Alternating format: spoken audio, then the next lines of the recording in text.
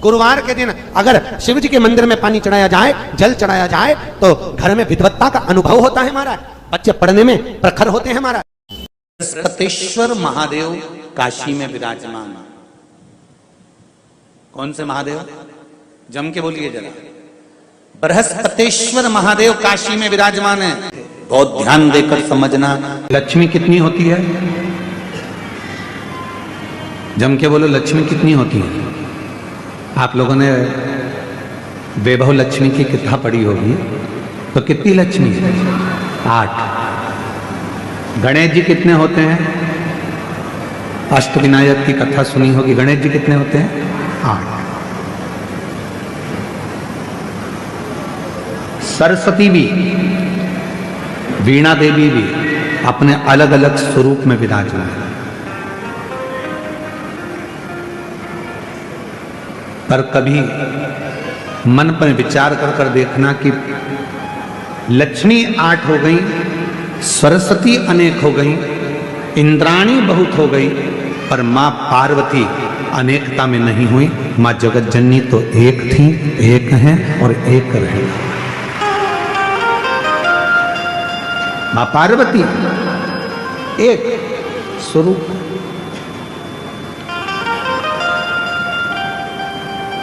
किसी ने पूछा मां पार्वती जी से कि लक्ष्मी जी 8 रूपों में धारण करती हैं, कोई उनको संतान लक्ष्मी कहता है, कोई उनको वैभव लक्ष्मी कहता है, कोई उनको धान्य लक्ष्मी कहता है, कोई उनको कुछ लक्ष्मी कहता है। अनेक तरह की लक्ष्मी की पूजन दुनिया के लोग करते हैं। और मां पार्वती जी आप तो अकेली।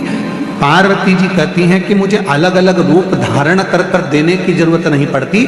जो संसार का व्यक्ति मेरे पति देवादिदेव महादेव को शंकर के मंदिर में जाकर शिवलिंग पर जब वो जल चढ़ाता है, आपको पहले भी कथा में कहा कि शंकर का जो ये शिवलिंग है, ये शिवलिंग शिव का स्वरूप है। ये जो जलाधारी है गोल जिसमें पानी गिरता है, ये पार्वती जी का स्वरूप है। सामने से जो जल बहता है उसके बीच में एक मोटी सी लाइन होती है जो भगवान शंकर की छोटी लड़की अशोक सुंदरी है। फिर राइट में गणेश जी महाराज, लेफ्ट में सदानंद कार्तिकेय जी हैं। शिवलिंग के ऊपर जो बूंद बूंद पानी घड़े में से टपकता रहता है वो शंकर जी की 5 लड़कियां हैं, जया, विषहरा, शामरी बारी, दौतली, देव। ये पूरा परिवार शंकर जी का एक ही जगह पर है। तो पार्वती जी कहती हैं लक्ष्मी जी को अपना रूप रखना पड़ेगा।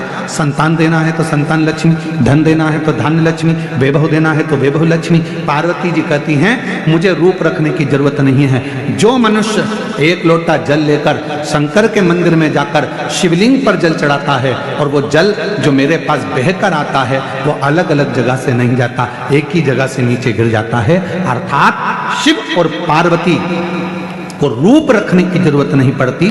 जो आया जो मांगा एक ही रूप में उसके भंडार भर दिए जाते हैं, उसको धन वैभव सत्ता प्रदान कर दी जाती है। हमें रूप रखने की जरूरत नहीं। अगर बृहस्पति नहीं चमके तो बृहस्पतेश्वर महादेव, जहां पर बैठकर बृहस्पति भगवान ने शंकर भगवान की आराधना करी है। रोज गंगा जल जाना, गंगा जल लेकर आना, शिव जी की आराधना करना। एक शिवलिंग का निर्माण करा, उसकी आराधना में बृहस्पति भगवान डूब गए। उसकी आराधना में बृहस्पति महाराज निरंतर लगे रहे। और इतनी आराधना बृहस्पति महाराज ने करी, इतनी आराधना करी बृहस्पति महाराज ने कि शंकर भगवान सामने प्रकट हो गए। मांगो बृहस्पति, तुमको क्या चाहिए? कुछ नहीं, केवल आपका भजन। नाम रख दिया, तुम्हारा नाम वचस्पति रहेगा। बृहस्पति भगवान का एक नाम वचस्पति भी रख दिया और तुम साधारण नहीं रहोगे। तुमने मेरी आराधना करी है तो देवताओं के गुरु बनकर विराजमान होगे। अब अभी तक 2 भार इंद्र के पास में थे। बहुत ध्यान देकर समझना। प्रातः समय पर जब हम पितरों के लिए जल छींटते हैं तो क्या गणेश शंख की रेखा का प्रयोग भी कर सकते हैं? नहीं। एक बात का ध्यान दीजिएगा, गणेश मुखी जो शंख होता है, जो बच्चा तोतरा बोलता है, जिसकी वाणी नहीं होती, श्रवण शक्ति किसी बुजुर्ग व्यक्ति की हो, जवान व्यक्ति की हो, या कोई अधेड़ जिसकी श्रवण शक्ति कम होती चली जा रही है, जिसके सुनने की शक्ति कम हो रही हो, बोलने की शक्ति कम हो, वाणी में हकलापन हो, तोतरापन हो, गणेश मुखी शंख वहां काम आता है। गणेश मुखी शंख का प्रयोग वहां होता है। और गणेश मुखी शंख का एक प्रयोग और है, यदि लीवर पर सूजन आ रही हो, डॉक्टर बोल रहा है कि ये आपके आसपास लीवर के आसपास में सूजन है और इसका दवाई होगी, इलाज कराना पड़ेगा, कराओ। अब डॉक्टर से इलाज भी जरूरी है, ऐसा नहीं है कि इलाज नहीं कराना, कराओ। पर उसके साथ में गणेश मुखी जो शंख है उसके जल का आचमन भी जरूरी है, उसमें फायदा मिलना पड़ेगा। पर होना चाहिए गणेश मुखी शंख। शंख की भी बड़ी विधानता है साहब। एक राक्षस मुखी शंख होता है, जो राक्षस वृत्ति शंख होता है। वो राक्षस वृत्ति शंख अगर घर के अंदर रहता है तो जरा सा कपड़ा पड़ा है तो उसके पीछे विवाद हो जाता है, पानी गिर गया तो विवाद, 5 मिनट बहू लेट उठकर आई तो विवाद, भोजन में कुछ त्रुटि हो गई तो विवाद, भाई भाई में कोई क्लेश हो गया, जरा सी बात हो गई तो विवाद, देवरानी जेठानी में, इसको कहते हैं राक्षसी शंख की महत्वता। वो शंख जब तक घर के अंदर रहता है तब तक वो आपको अशुद्धता का भाव देता ही रहता है। समझ में नहीं आता, हमने पत्रिका भी दिखाई, हमने वास्तु शास्त्रियों को भी दिखाया, हमने नारायण नाग बलि भी करवाया, हमने कालसर्प दोष भी करवाया, हमने वास्तु पूजन भी करवाया, हमने सारी पूजन करवाई, उसके बाद भी घर में शांति क्यों नहीं है? तो मतलब पूजन वाले स्थान पर कोई शंख ऐसा रखा हुआ है जिस शंख के कारण हमें दोष लग रहा है। हम सब कुछ बदल दिए पर पूजन के स्थान पर हमने नहीं देखा कि हमने क्या चीज ऐसी रखी है जिससे हमको तकलीफ हो रही है। 4 लोग खाने वाले, सास है, ससुर है, बहू है, बेटा है, उनके छोरा छोरी है, फिर शांति कहां गई? कोई कारण हो सकता। उस समय पर गंगा जल का प्रयोग करिए, गंगा जल का प्रयोग। महाराज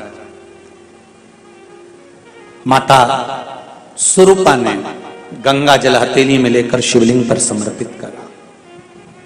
कृपा क्या हुई है कि शंकर भगवान का दर्शन माता स्वरूपा को हुआ। एक दिन अंगिरा ऋषि और माता स्वरूपा गंगा मां का स्नान कर कर गंगा का पूजन कर रहे थे, शिव की आराधना करी। शंकर भगवान सामने प्रकट हुए। क्या बात है अंगिरा जी, क्या हुआ? स्वरूपा हुआ क्या है? स्वरूपा कहती हैं कि मुझे जो संतान प्राप्त हो, मैं ये चाहती हूं कि मेरी संतान हमेशा अग्रण्य भाव में रहे।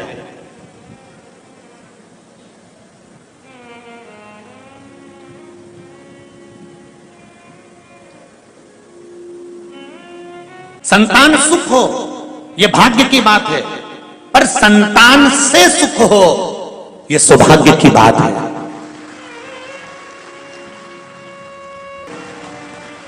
मैं 94 तरह के नरक में एक नरक ऐसा होता है जिसमें जो माता पिता के घर में बेटी जन्म लेती है और वह कन्यादान नहीं करता तो बाप को 94 तरह का नरक भोगना पड़ता है। माता के शरीर में कीड़े पड़ने लगते हैं अगर वह कन्यादान नहीं करती। जिस बच्ची का जन्म देती है उस बच्ची का अगर कन्यादान नहीं होता, अगर माँ बाप अपनी बच्ची का कन्यादान नहीं कर पाते तो माँ बाप को भुगतना पड़ता है और उसकी जवाबदारी बेटी और बेटों की होती है जो अपने माँ बाप से कहें कि हमारा कन्यादान करो, आप कन्यादान करो, आप ढूंढो लड़का, आप ढूंढ कर लाओ, मैं कहीं दूसरी जगह विवाह नहीं करूंगी, जहां मेरा बाबुल चाहेगा विवाह वहीं करूंगी। तब बाप का हृदय भी प्रसन्न चित्त हो जाता है।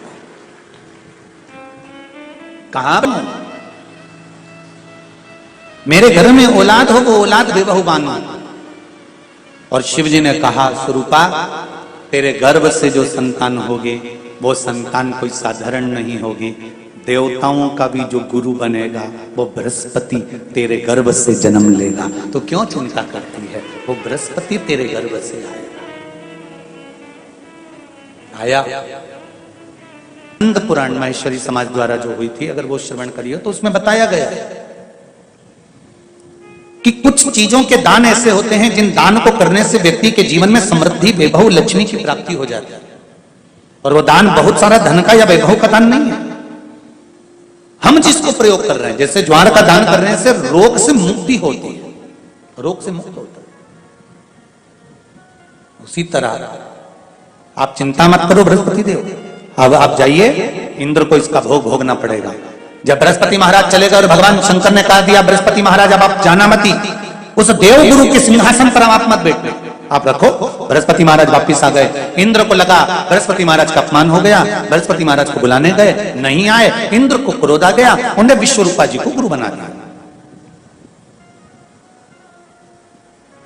कौन थे ये विश्वरूपा? इंद्र के भाई, दिति की संतान, विश्वरूपा जी को गुरु बना दिया। अब विश्वरूपा जी गुरु बन गए, बैठ गए। विश्वरूपा जी के 3 मुख थे, एक मुख से भाग ग्रहण करना, दूसरे मुख से सोमपान करना, तीसरे मुख से राक्षसों को भाग देना। इंद्र को क्रोध आ गया, क्योंकि जब व्यक्ति पद पर, प्रतिष्ठा पर आगे बढ़ता चले जाता है, उसका जब बहुत जगह पर मान सम्मान प्रतिष्ठा मिलती रहती है, तो उसको थोड़ी सी बात में क्रोध आ जाता है। थोड़ी सी मिल गया था, आदर ज्यादा मिल गया था, अहंकार सम्मुख में आकर खड़ा हो गया। भाई, मंदिर जाने से क्या मिलता है? शिव महापुराण की कथा कहती है, अहंकार जो सिर में भरा रहता है, जब भगवान के चरणों में हम झुककर प्रणाम करते हैं, हमारा ये मटका अहंकार का जो खोपड़िया में भरा हुआ है, सिर में भरा हुआ है, वो अहंकार का पूरा मटका देवाधिदेव महादेव के सामने खाली हो जाता है। अभिमान वहां लुढ़क जाता है।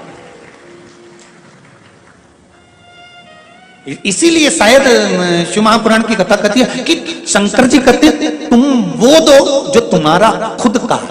अब तुम्हारा खुद का क्या है? शरीर क्या तुम्हारा है? ये तो माता पिता का दिया हुआ। ध्यान देना, कपड़े तुम्हारे हैं, जन्म लिया था तो नग्न पैदा हुए थे। आभूषण तुम्हारा है, सब पूर्वजों से मिला है। वैभव तुम्हारा है? नहीं। मनुष्य का अपना कुछ है तो व्यक्ति का अहंकार खुद का है। शंकर भगवान कहते हैं, जो तुम्हारा खुद का है वो मुझे दो, और व्यक्ति का अहंकार खुद का होता है। इसलिए मंदिर जब जाओ, कथा में जब जाओ, तो अहंकार लेकर मत जाना। जाना तो अपना अहंकार भगवान को समर्पित कर कर आना कि मुझे यह अभिमान नहीं रखना प्रभु, यह अहंकार आप रख लीजिए, यह अभिमान मुझे नहीं चाहिए। इस अहंकार का मैं क्या करूंगा? ये शुगर की जो बीमारी हो रही है ना, ये तुम्हारे मीठे नी बोलने से हो रही है।